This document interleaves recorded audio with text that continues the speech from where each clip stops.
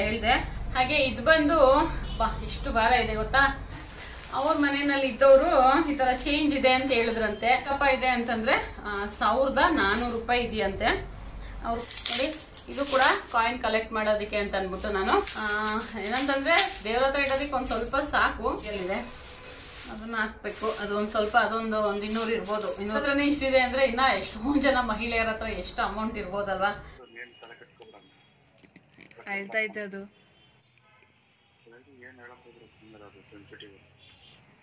ಚಾನ್ಸೇ ಇಲ್ಲ ಅಂತೂ ನಾನು ಆಮೇಲೆ ರೈಲ್ ಹತ್ತಿಸ್ದೆ ಹತ್ಕೊಂಡ್ಬಿಡ್ತು. ಚೆನ್ನಾಗಿ ಹೋಗಿ ಹೇಳ್ಕೊತ. Hi friends, welcome back to my channel. Friends, ಹೇಗಿದ್ದೀರಾ ಎಲ್ಲರೂ ಚೆನ್ನಾಗಿದ್ದೀರಾ? ನಾನು ಕೂಡ ಚೆನ್ನಾಗಿದ್ದೀನಿ. ಇವತ್ತು ಸೋಮವಾರ ಇವತ್ತು. ಹಾಗೆ ಟೈಮ್ ಬಂದು ಒಂದು 7 ಗಂಟೆ ಆಗ್ತಾ ಇದೆ ಇವಾಗ. ಹಾಗೆ ಇವಾಗ ನಾನು ವಿಡಿಯೋನ ಸ್ಟಾರ್ಟ್ ಮಾಡ್ತಾ ಇದ್ದೀನಿ. ಯಾರೆಲ್ಲ ಹೊಸದಾಗಿ ನನ್ನ ಚಾನಲ್ ನೋಡ್ತಾ ಇದ್ದೀರಾ, ಪ್ಲೀಸ್ ನನ್ನ ಚಾನಲ್ನ ಸಬ್ಸ್ಕ್ರೈಬ್ ಮಾಡಿ ಸಪೋರ್ಟ್ ಮಾಡಿ. ಹಾಗೆ ನಿಮ್ಮ ಮನೆಯಲ್ಲಿ ಹಬ್ಬಕ್ಕೆ, ವರಮಹಾಲಕ್ಷ್ಮಿ ಹಬ್ಬಕ್ಕೆ ಮನೆ ಕ್ಲೀನಿಂಗ್ ಆಗಿರ್ಬೋದು, ಶಾಪಿಂಗ್ ಆಗಿರ್ಬೋದು, ಏನೆಲ್ಲ ಮಾಡಿದ್ದೀರಾ ಅಂತ ಕಮೆಂಟಲ್ಲಿ ಕೂಡ ತಿಳಿಸಿ.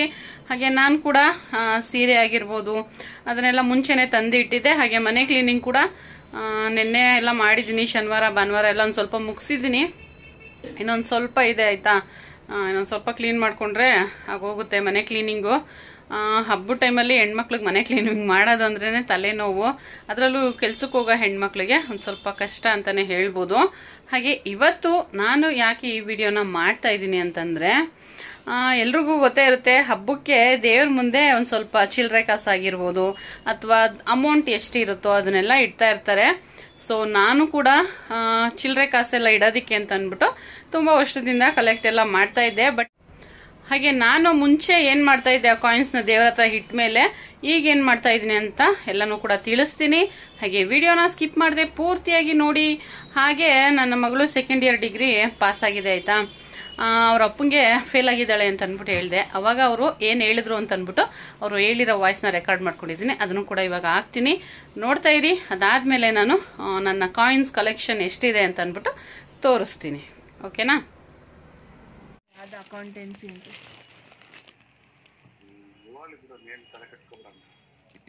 ಅಳ್ತಾ ಇತ್ತು ಅದು.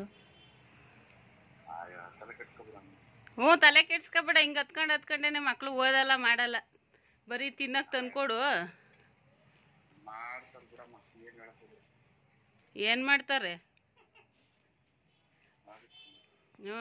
ಇದನ್ನೊಂದಕ್ಕೆ ಮುದ್ದು ಮಾಡು, ಅದೊಂದಕ್ಕೆ ಮುದ್ದು ಮಾಡು. ಇದೇನು ಓದ್ತವೆ? ನಾವು ಹೋಗಿ ಕೆಲಸ ಮಾಡ್ಕೊಂಡ್ ಬರೋದು. ಓದ್ತೀನಿ ಅಂತ ಹೋಗಿ ಥ್ರೋಬಾಲ್ ಆಡೋದು, ಮನೆಗೆ ಬಂದು ಮಲ್ಕೊಳ್ಳೋದು. ಇನ್ನೇನು ಮಾಡ್ತವೆ?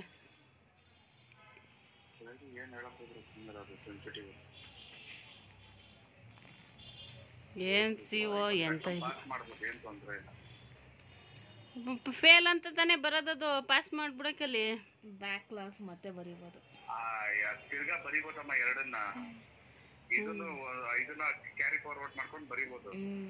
ಅದ ಹೆಂಗೆ ಆದ್ರೂ ಫೇಲ್. ಏನೋ 2nd year degree 2 subject fail ಅಂತಾನೆ ಬರೋದು. ಇನ್ನೊಂದ್ಸರಿ ಒಂದ್ಸರಿ ಕಟ್ಟಿ ಇನ್ನೊಂದ್ಸರಿ ಇದಾಗೈತೆ ಅಂತಾನೆ ಬರೋದು. ಏನ್ ಕತೆನ. ಈಗಲೇ 2 ಹೋಗೈತೆ ಅಂದ್ರೆ ಬರೋ ಸರಿ ಫೈನಲ್ಗೆ ಏನಾಯ್ತದೋ. ಫೈನಲ್ ರಿಸಲ್ಟ್ ಇಸ್ಕೊಂಡ್ ಮಾತಾಡು. ಬರೀ ಫೇಲ್ ಆಗ್ಬಿಟ್ಟು ಕುತ್ಕೊಂಡ್ಬಿಟ್ರೆ ಪಾಸ್ ಆಗಿದ್ದೀನಿ. ಫ್ರ್ಯಾಂಕ್ ಮಾಡ್ತಿದ್ರು ಅವ್ರು ನಿಮ್ಗೆ, ನಾನೇ ಫೇಲ್ ಆಗ್ಲಿ.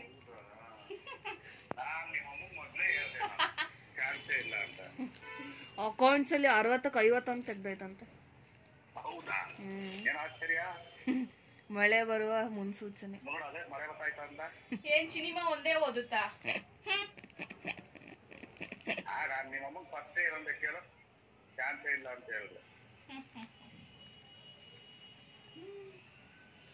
ಕರೆನ್ಸಿ ಹಾಕಪ್ಪ. ಅವ್ರು ಫೋನ್ ಮಾಡಿದ್ರು ಕಟ್ ಆಗುತ್ತಂತೆ ಇನ್ಕಮಿಂಗ್ ಕಾಲು. ಯಪ್ಪ ರಿಸಲ್ಟ್ ಬಂದಿದ ತಕ್ಷಣ ಮಲಗಿದ ಕಿರ್ಸ್ತಾ ಇತ್ತು. ಇದೆಲ್ಲ ಹಾಕ್ಬಿಡ್ಕಣಮ್ಮ ಆಮೇಲೆ ಪಾಸ್ ಆಗ್ಬಿಡ್ತಲ್ಲ ಅದು. ಆಮೇಲೆ 50 ಅಂತ ಆಗ್ಬಿಡ್ತಲ್ಲ. ಜಾದ 2 ಕ್ಲಾಸ್ ಅಷ್ಟು ಅಟೆಂಡ್ ಮಾಡಿರೋದು. ಡೈಲಿ ಹೋಗೋರು ಇಷ್ಟು ತೆಗ್ದಿರಲ್ಲ. ನಾನು ತೆಗ್ದಿದ್ದೀನಿ, ಥ್ರೋಬಾಲ್ ಆಡ್ಕೊಂಡು ತೆಗ್ದಿದ್ದೀನಿ. ಅದು ಇದು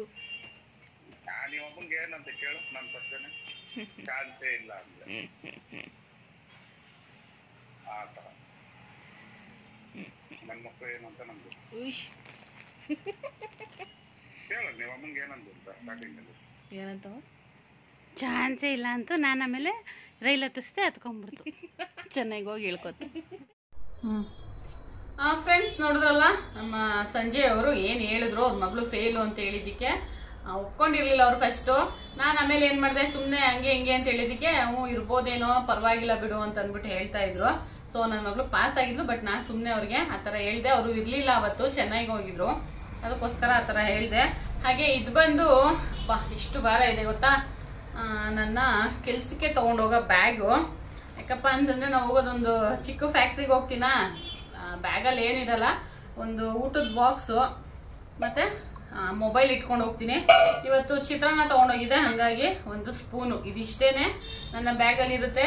ನಾನೇನಾದ್ರೂ ಯಾವತ್ತಾದ್ರೂ ಎಲ್ಲರೂ ಬೇರೆ ಕಡೆ ಅಂಗಡಿಗೆ ಏನಾದ್ರು ಹೋಗ್ಬೇಕು ಅಂದರೆ ಮೊಬೈಲಲ್ಲಿ ಏನಾದ್ರು ಕರೆನ್ಸಿ ಇಲ್ಲ ಅಂತಂದಾಗ ಒಂದು ಸ್ವಲ್ಪ ಅಮೌಂಟ್ ಏನಾದ್ರು ತೊಗೊಂಡೋಗ್ತೀನಿ, ಇಲ್ಲಾಂದರೆ ಫೋನ್ಪೇ ಅದನ್ನೇ ಮಾಡ್ತೀನಲ್ಲ, ಹಾಗಾಗಿ ನಾನು ಇದನ್ನೆಲ್ಲ ತೊಗೊಂಡು ಹೋಗಲ್ಲ. ಹಾಗೆ ಏನಪ್ಪ ಅಂತಂದರೆ ನನ್ನ ಬ್ಯಾಗ್ ಇಷ್ಟೊಂದು ಭಾರ ಇರೋದು ಕಾರಣ ಇದು. ಹಾಗೆ ನಾನು ಅವಾಗಲೇ ಹೇಳಿದೆ ಅಲ್ವಾ ನಿಮಗೆ, ಕಾಯಿನ್ ಎಲ್ಲ ಕಲೆಕ್ಟ್ ಮಾಡ್ತೀನಿ ಅಂತ ಅಂದ್ಬಿಟ್ಟು. ಸೊ ನೋಡಿ, ಇದು ಶ್ರೀದೇವಿ ಅವ್ರ ಮನೇಲಿ, ಶ್ರೀದೇವಿ ಅವ್ರು ಇದ್ದಾರಲ್ಲ ನಮ್ಮ ಫ್ಯಾಕ್ಟ್ರಿಯಲ್ಲಿ, ಅವ್ರದ್ದು ಸ್ವಂತ ಮನೆ ಆಯಿತಾ. ಅವರು ಕೆಳಗಡೆ ಮನೇಲಿ ಒಂದು ಸಿಂಗಲ್ ಬೆಡ್ರೂಮ್ ಮನೇನ ಬೋಗಿ ಕೊಟ್ಟಿದ್ದಾರೆ. ಅವ್ರ ಮನೆಯಲ್ಲಿ ಇದ್ದವರು ಈ ಥರ ಚೇಂಜ್ ಇದೆ ಅಂತ ಹೇಳಿದ್ರಂತೆ. ಸೊ ಶ್ರೀದೇವಿಗೆ ಗೊತ್ತಲ್ಲ, ನಾನು ಈ ಥರ ಎಲ್ಲ ಲಕ್ಷ್ಮಿ ಹತ್ರ ಎಲ್ಲ ಕಾಯಿನ್ ಇಡೋದಕ್ಕೆ ಯಾವಾಗಲೂ ಜೋಡಿಸಿರ್ತೀನಿ ಅಂತ. ಸೊ ಹಾಗಾಗಿ ಇಷ್ಟು ಕೊಟ್ಟಿದ್ದಾರೆ, ಸಿಕ್ಕಾಪಟ್ಟೆ ಭಾರ ಇದೆ. ಹಾಗೆ ಶ್ರೀದೇವಿಗೆ ಬ್ಯಾಗಲ್ಲಿ ಹಾಕೊಂಡು ಎತ್ಕೊಂಬರೋಕ್ಕೂ ಕಷ್ಟ ಆಯ್ತಂತೆ, ಯಾಕೆಂದರೆ ಒಂದು ಸ್ವಲ್ಪ ರೋಡೆಲ್ಲ ದಾಟಿ ಬರಬೇಕಲ್ವಾ, ಮೇನ್ ರೋಡೆಲ್ಲ ದಾಟಿ ಬರಬೇಕು ಅವರು. ಅದೇ ವ್ಯಾನಿಟಿ ಬ್ಯಾಗ್ ಕಿತ್ತೋಗಿದ್ರೆ ಕಷ್ಟ ಆಗೋದು, ಯಾಕೆಂದರೆ ತುಂಬ ಭಾರ ಇದೆ. ಹಾಗೆ ಇದರಲ್ಲಿ ಎಷ್ಟಪ್ಪ ಇದೆ ಅಂತಂದರೆ 1400 ರೂಪಾಯಿ ಇದೆಯಂತೆ. ಅವ್ರು ಕೊಟ್ಟಿದ್ರು, ಅದನ್ನು ತೊಗೊಂಡು ಬಂದೆ. ಹಂಗೆ 1600 ರೂಪಾಯಿ ಇತ್ತು. ಬಟ್ ಇನ್ನೊಬ್ಬರು ಫ್ಯಾಕ್ಟ್ರಿಯಲ್ಲಿ ಇನ್ನೊಬ್ರು ಕೆಲಸ ಮಾಡ್ತಾರಲ್ಲ, ಅವ್ರು ನನಗೊಂದು 200 ರೂಪಾಯಿ ಕೊಡಿ ಅಂದರು. ಹಾಗಾಗಿ ಹಾಗೆ ಹೋಗಿ ಕೌಂಟ್ ಮಾಡಿ ಅಂತ ಅಂದ್ಬಿಟ್ಟು ಹೇಳ್ತಾಯಿದ್ರು, ಅದಕ್ಕೋಸ್ಕರ ತೊಗೊಂಡಿದ್ದೀನಿ. ಹಾಗೆ ನೋಡಿ, ಇಲ್ಲಿ ಇದು 2 ರೂಪಾಯಿ ಕಾಯಿನು 500 ರೂಪಾಯಿ ಇದೆಯಂತೆ. ಹಾಗೆ ಇದು ಅಷ್ಟೇ ಒಂದು 400 ರೂಪಾಯಿ ಇರ್ಬೋದು. ಹಾಗೆ ಇದೊಂದು ಸ್ವಲ್ಪ ಇದೆ, ಸರಿ 5 ರೂಪಾಯಿದು 800 ರೂಪಾಯಿ ಇದೆ. ಅದರಲ್ಲಿ ಅವ್ರಿಗೆ 100 ರೂಪಾಯಿ ಕೊಟ್ಟಿದ್ದೀನಿ, 700 ರೂಪಾಯಿ ಇದೆ. ಹಾಗೆ ಇದು ಒಂದು, ಮತ್ತು 1 ರೂಪಾಯಿ ಕಾಯಿನು ಒಂದು 200 ರೂಪಾಯಿ ಇರ್ಬೋದು ಅನ್ಸುತ್ತೆ. ಟೋಟಲು 1400 ರೂಪಾಯಿ ಇದೆ. ಇವಾಗ ಇದನ್ನೆಲ್ಲ ಕೌಂಟ್ ಮಾಡಬೇಕು. ನೋಡಿ, ಈ ಥರ ತಂದ್ಕೊಟ್ಟಿದ್ದಾರೆ. ನಾನು ಮುಂಚೆ ಎಲ್ಲ ಏನು ಮಾಡ್ತಾ ಇದ್ದೆ ಗೊತ್ತಾ, ಈ ದೇವ್ರ ಮುಂದೆ ಇಡ್ತಾ ಇದ್ದೆ ಆಯಿತಾ, ಕಾಯಿನ್ಗಳೆಲ್ಲ ಒಂದು ವರ್ಷದ್ದೆಲ್ಲ ಕಲೆಕ್ಟ್ ಮಾಡಿ ಇಟ್ಬಿಟ್ಟು ಹಬ್ಬ ಎಲ್ಲ ಮುಗಿದ್ಮೇಲೆ ತೊಗೊಂಡೋಗಿ ಮೈಸೂರಿಗೆ ನಾನು ನಮ್ಮ ತಂದೆಯವ್ರ ಅಂಗಡಿಗೆ, ತರಕಾರಿ ಅಂಗಡಿಗೆ ಕೊಟ್ಬಿಡ್ತಾ ಇದ್ದೆ ಆಯಿತಾ. ಅವ್ರಿಗೆ ಯಾಕೆ ಅಂತಂದರೆ ತುಂಬ ಚಿಲ್ಲರೆ ಬೇಕಾಗುತ್ತೆ, ಅಂಗಡಿಯಲ್ಲಂತೂ ಚಿಲ್ಲರೆನೇ ಕೊಡಲ್ಲ. ಎಲ್ಲರೂ ಈ ಥರ ಕೂಡಿಸಿ ಇಟ್ಕೊಂಡ್ರೆ ಚೇಂಜ್ ಎಲ್ಲ ಬರುತ್ತೆ ಅಲ್ವಾ. ಹಾಗಾಗಿ ಅವ್ರ ಅಂಗಡಿಲಂತೂ ಚಿಲ್ಲರೆನೇ ಸಿಗೋದಿಲ್ಲ. 1 ರೂಪಾಯಿದು 2 ರೂಪಾಯಿ ಕಾಯಿನ್ ಎಷ್ಟಿದ್ರೂ ಬೇಕಾಗುತ್ತೆ ಅವ್ರಿಗೆ. ಇಲ್ಲಾಂದ್ರೆ ಒಂದು 5-10 ಸಾವಿರ ರೂಪಾಯಿ ಕೊಟ್ಟರು, ಯಾರು ತೊಗೊಂಡೋಗಿ ಕೊಟ್ಟರು ಈಸ್ಕೊತಾರೆ ಅವರು. ಸೊ ಆ ಥರ ನಾನು ಮುಂಚೆ ಏನು ಮಾಡ್ತಾ ಇದ್ದೆಪ್ಪ ಅಂತಂದರೆ, ವಾಪಸ್ ಕೊಟ್ಬಿಡ್ತಾ ಇದ್ದೆ ನಾನು ತೊಗೊಂಡೋಗಿ.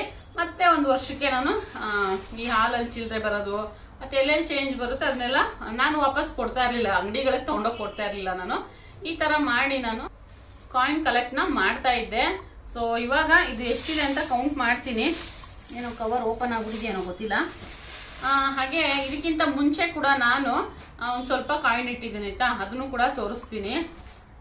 ಫ್ರೆಂಡ್ಸ್ ನೋಡ್ತಾ ಇದ್ದೀರಾ, ಏನಪ್ಪ ಇದು ಕಾಯಿನ್ ಕಲೆಕ್ಟ್ ಮಾಡಿರೋ ತೋರಿಸ್ತೀನಿ ಅಂತ ಅಂದ್ಬಿಟ್ಟು ಎಣ್ಣೆ ಹಾಕೊಳ್ಳೋದು, ಏನಂತಾರೆ ಇದನ್ನ, ಬಾಟಲ್ ಎಣ್ಣೆ ಹಾಕಿಡೋ ಡಬ್ಬಿ ತೋರಿಸ್ತಾ ಇದ್ದಾರೆ ಅಂತ ಅಂದ್ಬಿಟ್ಟು ಅನ್ಕೊತಾ ಇದ್ದೀರಾ.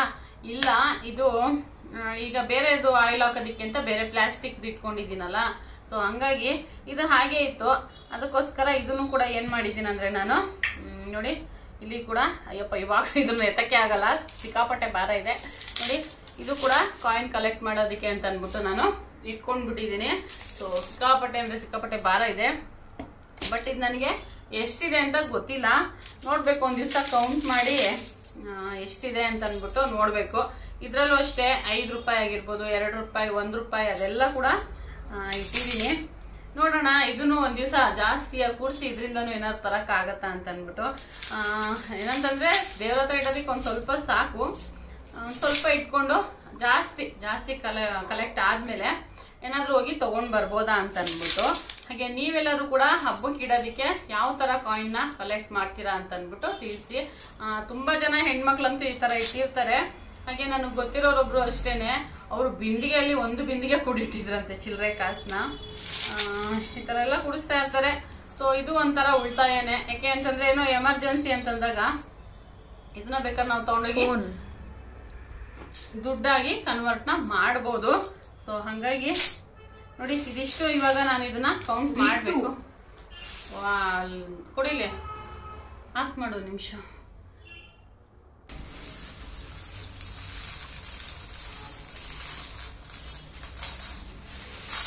ಫ್ರೆಂಡ್ಸ್, ನಾನಿವಾಗ ಇಲ್ಲಿ ಅವ್ರು ಕೊಟ್ಟಿದಾರಲ್ಲ ಅದನ್ನ ಮಾತ್ರ ಕೌಂಟ್ ಮಾಡ್ತಾ ಇದ್ದೀನಿ. ಇದನ್ನ ಕೌಂಟ್ ಮಾಡಕ್ ಆಗೋದಿಲ್ಲ, ತುಂಬಾ ಜಾಸ್ತಿ ಇದೆ. ಮತ್ತೆ ಇದನ್ನ ಎಣ್ಸ್ ಅವಶ್ಯಕತೆನೂ ಇಲ್ಲ ಸದ್ಯಕ್ಕೆ.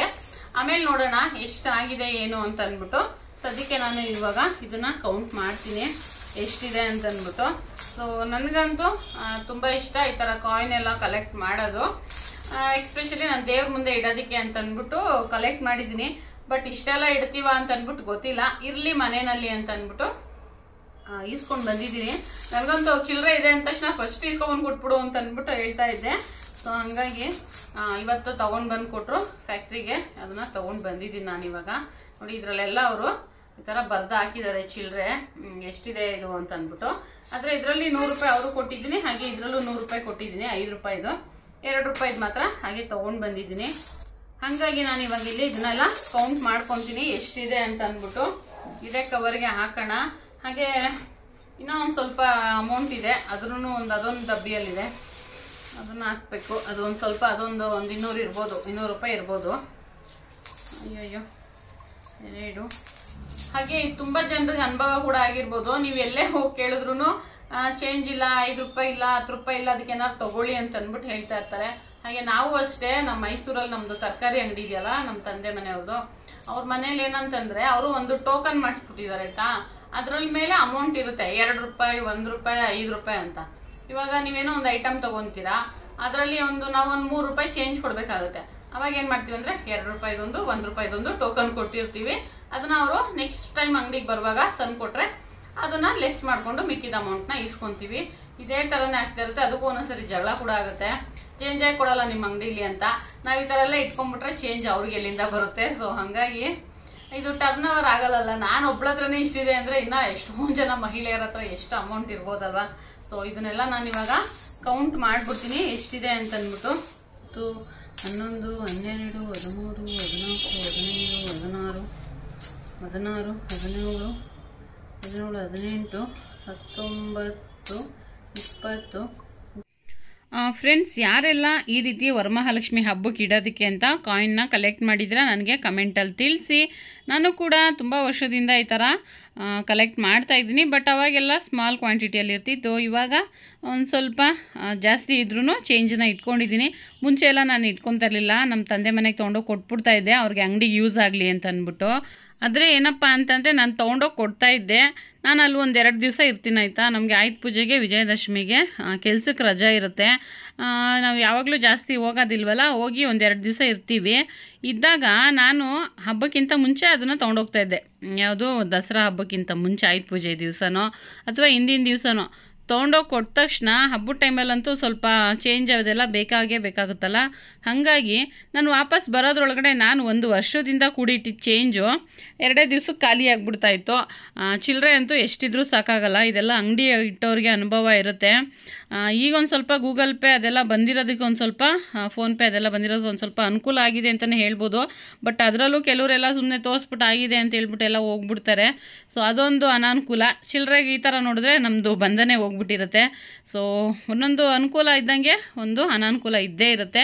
ನೋಡೋಣ ಎಷ್ಟು ಕಲೆಕ್ಟ್ ಮಾಡ್ತೀನಿ ಅಂತ ಅಂದ್ಬಿಟ್ಟು ನಾನು ನಿಮಗೆ ಆಮೇಲೆ ತಿಳಿಸ್ತೀನಿ.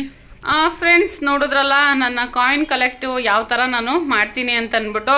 ಸೊ ಶ್ರೀದೇವಿ ಅವ್ರು ತಂದ್ಕೊಟ್ಟಿದ್ನು ಕೂಡ ಕೌಂಟ್ ಮಾಡಿದೆ, ಕರೆಕ್ಟಾಗಿದೆ. ದುಡ್ಡಿನ ವಿಷಯ ಅಲ್ವಾ, ನೀವೊಂದ್ಸರಿ ಕೌಂಟ್ ಮಾಡಿ ಕನ್ಫರ್ಮ್ ಮಾಡ್ಕೊಳ್ಳಿ ಅಂತ ಅದಕ್ಕೋಸ್ಕರ ಕೌಂಟ್ ಮಾಡಿದೆ. ಓಕೆ ಫ್ರೆಂಡ್ಸ್, ಈ ವಿಡಿಯೋನ ಇಲ್ಲಿಗೆ ಎಂಡ್ ಮಾಡ್ತಾ ಇದ್ದೀನಿ. Thank you for watching. ಹಾಗೆ ಇದಕ್ಕಿಂತ ಮುಂಚೆ ನಾನು ದೀಪ ತಗೊಂಡ್ ಬಂದಿದ್ದೆ ಆಯ್ತಾ, ಈ ಸರಿ ವರಮಹಾಲಕ್ಷ್ಮಿ ಹಬ್ಬಕ್ಕೆ ಆ ವಿಡಿಯೋ ಕೂಡ ಅಪ್ಲೋಡ್ ಮಾಡಿದೀನಿ ನೋಡಿ. ಹಾಗೆ ನಾನು ಈ ಸರಿ ಏನಪ್ಪಾ ಅಂತಂದ್ರೆ ಮನೆ ಕ್ಲೀನಿಂಗ್ ಆಗಿರ್ಬೋದು ಅದೆಲ್ಲ ವಿಡಿಯೋನ ಮಾಡ್ಕೊಂಡಿಲ್ಲ. ಯಾಕಪ್ಪ ಅಂತಂದ್ರೆ ನಾನು ಕೆಲ್ಸಕ್ಕೆ ಹೋಗಿ ಮತ್ತೆ ಕ್ಲೀನಿಂಗ್ ಎಲ್ಲ ಮಾಡ್ತಾ ಇರ್ತೀನ, ಆ ವಿಡಿಯೋ ಮಾಡ್ಕೊಂಡ್ರೆ ನನಗೆ ಎಡಿಟ್ ಮಾಡಿ ಅಪ್ಲೋಡೇ ಮಾಡೋದಿಲ್ಲ. ನಾನು ಎಷ್ಟೊಂದ್ ಸರಿ ಹಾಗೆ ಬಿಟ್ಬಿಟ್ಟಿದ್ದೆ, ಹಂಗಾಗಿ ಈ ಸರಿ ಕ್ಲೀನಿಂಗ್ ವಿಡಿಯೋನ ಮಾಡಿಲ್ಲ. ಹಾಗೆ ನೆಕ್ಸ್ಟ್ ವರಮಹಾಲಕ್ಷ್ಮಿ ಹಬ್ಬನ ನಮ್ಮ ಮನೆಯಲ್ಲಿ ಯಾವ ತರ ಮಾಡ್ತೀವಿ ಅಂತ ಅಂದ್ಬಿಟ್ಟು ವಿಡಿಯೋ ಬರುತ್ತೆ, ಅಲ್ಲಿವರೆಗೂ ವೆಯ್ಟ್ ಮಾಡ್ತಾ ಇರಿ. ಹಾಗೆ ನನ್ನ ಚಾನಲ್ ಇನ್ನ ಸಬ್ಸ್ಕ್ರೈಬ್ ಮಾಡದೆ ನೋಡ್ತಾ ಇರೋರು ಸಬ್ಸ್ಕ್ರೈಬ್ ಮಾಡ್ಕೊಂಡು ನೋಡಿ ಅಂತ ಹೇಳ್ತಾ, ಬೈ ಫ್ರೆಂಡ್ಸ್.